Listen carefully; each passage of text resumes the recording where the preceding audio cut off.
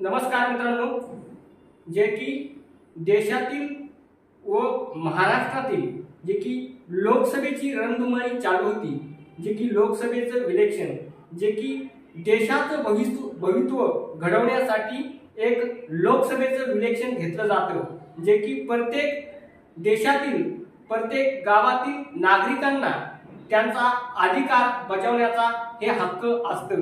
प्रत्येक नागरिकांनी आपापल्या गावातील ह्या पूर्ण देशातील लोकसभेच्या इलेक्शनच्या माध्यमातून आपला अधिकार बजावला आणि निश्चितच ह्या देशाच्या इलेक्शन म्हणजे एक पंतप्रधान देशाचा घडवण्याचं इलेक्शन। तर जाणून घेऊ की आता सध्या आम्ही परभणीमधून बोलतो।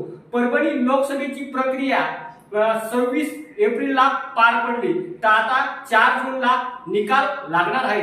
ह्याकडे परभणी लोकसभेतील नागरिकांचं लक्ष लागलं आहे। निश्चितच आपण जाणून घेऊ की जे की महायुतीकडून त्यांना सीट भेटली होती, जे की राष्ट्रीय समाज पक्षाचे महादेव जानकर आणि जे की महाविकास आघाडीचे बंडू उर्फ संजय जाधव यांना महाविकास आघाडीकडून सीट भेटली होती। त्यांचं चिन्ह होतं मशाल आणि महादेव जानकर यांचं चिन्ह होतं सिट्टी।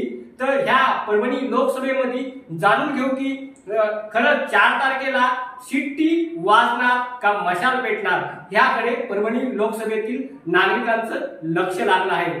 निश्चितच जाणून घेऊ की सध्या परभणी लोकसभेमध्ये मतदानाची प्रक्रिया कशी पार पडली हे नागरिकांसमोर थोडक्यात आम्ही सांगू शकतो की जे की मनोज जरांगे पाटील यांचा मोठा संघर्ष झाला, जे की आंतरवाली सराठीमध्ये त्यांनी मराठा समाजाला आरक्षण भेटावा ह्या मुद्द्यावर त्यांनी उपोषणे केली। ह्याकडे पण हे काहीतरी आपण बघितलं पाहिजे, जे की मराठा समाज विरुद्ध ओबीसी समाज ह्यामध्ये काहीतरी दुजाभाव झाला आणि निश्चितच जे की मराठा समाज आणि ओबीसी समाजामध्ये हे वाद पेटण्याची शक्यता उद्भवत होती, जे की हे राजकीय समीकरण ह्यामध्ये पण बदलण्याची शक्यता आपल्याला दिसून येते। निश्चितच तुम्ही पाहू शकता की मनोज जरांगे पाटील यांनी म्हणजे ज्यावेळेस उपोषणाला सुरुवात केली, खरंच मनोज जरांगे पाटील यांचा शब्द मराठा बंधव ऐकतेन का आणि मराठा बंधव खरंच मनोज जरांगे पाटलाचा सल्ला घेऊन कुणाला मतदान करतील ह्याकडे पण आहे ना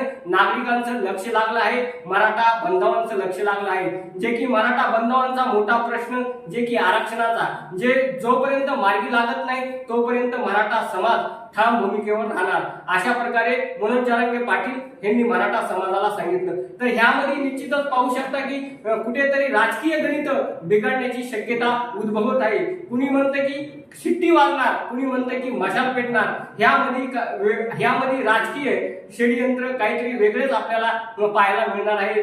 आता निश्चितच परभणी लोकसभेचा निकाल 4 जूनला जाहीर होणार आहे। तर निश्चितच जे की महाविकास आघाडीचे बंडू जाधव यांच्या अंगावर गुलाल पडणार का, जे की महायुतीचे उमेदवार राष्ट्रीय समाज पक्षाचे संस्थापक अध्यक्ष महादेव जानकर यांच्या अंगावर गुलाल पडणार का, ह्याकडे सर्वत्र नागरिकांचं लक्ष लागलं आहे। आणि 4 जून ही तारीख म्हणजे एक गिनीज बुक मध्ये नोंद करण्याची तारीख पण आहे, अशा प्रकारे बोललं जाते।